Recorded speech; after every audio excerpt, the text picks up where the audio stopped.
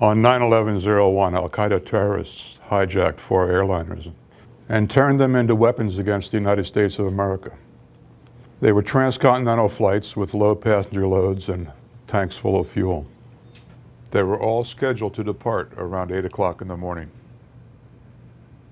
American 11, Boston to Los Angeles, took off on time, was hijacked 15 minutes after departure, and crashed into the North Tower of the World Trade Center.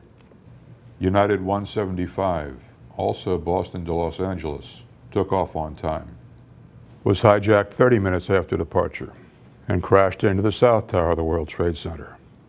American 77, Dulles, Virginia, to Los Angeles, took off on time, was hijacked 30 minutes after departure, and crashed into the Pentagon.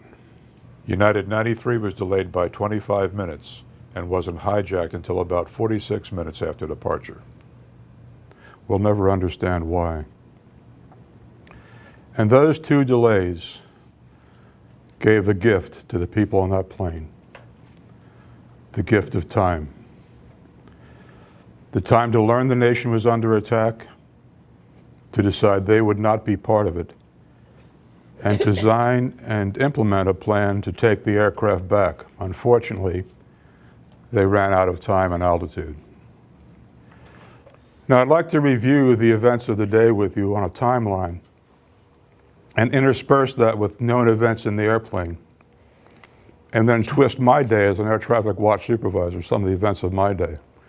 And I'll try to keep it from getting too confusing. I was in Pittsburgh. My family lived in Elizabethtown.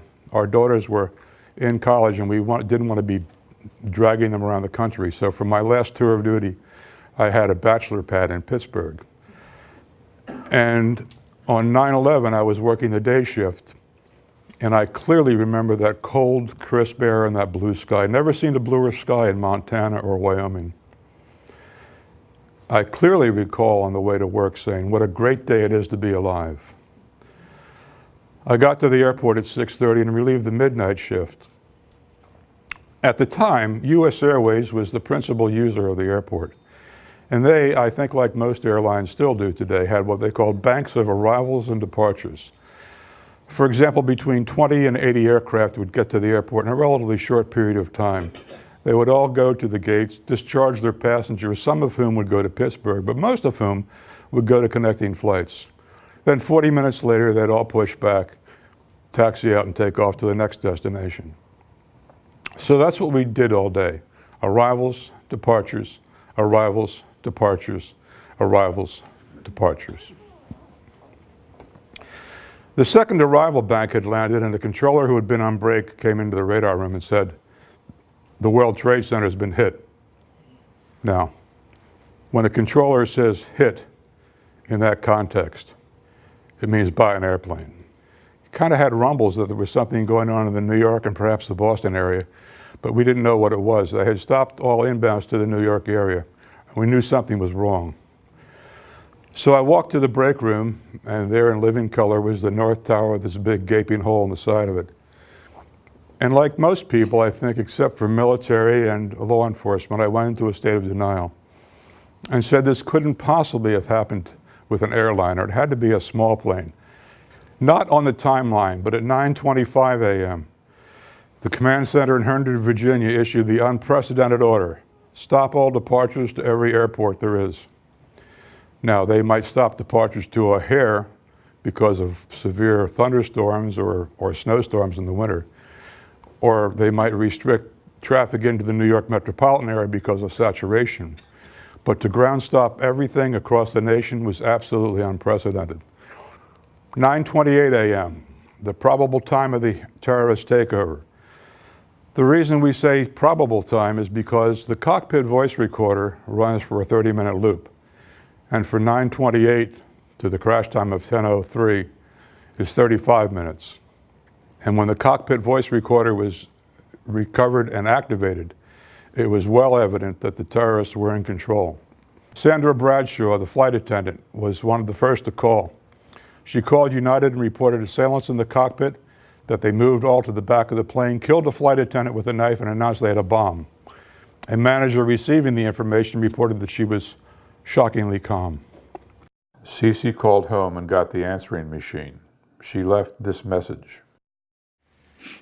Tuesday, 9:47 a.m. Hi, baby. Baby, you have to listen to me carefully. I'm on a plane that's been hijacked. I'm on the plane. I'm calling from the plane.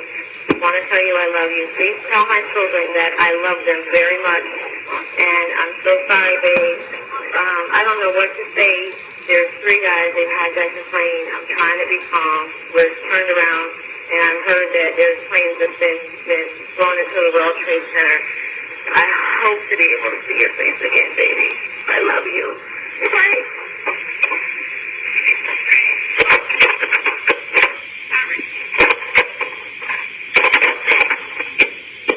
End of message. She called back and talked to her husband, who was also a police officer. And she told him about the hijacking. She shouted, "I think they're going to do it, babe. They're forcing their way into the cockpit." Another call that was made was by Elizabeth Wainio. She spoke to her stepmother, and they were as close as any biological parent and child could be. The stepmother said, "I'm holding you and I love you." Elizabeth replied, "I can feel your arms around me and I love you too."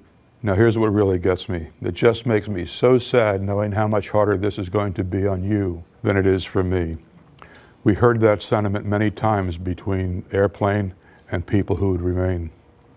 Later she said, "They're getting ready to break into the cockpit. I have to go. I love you. Goodbye." I went back into the building to see if there was still a threat to the airport. And when I got inside, the plane was off the scope. The radius of the Pittsburgh radar is 60 nautical miles, or 120 across. And Shanksville is about 6 or 8 miles just beyond the edge of the radar.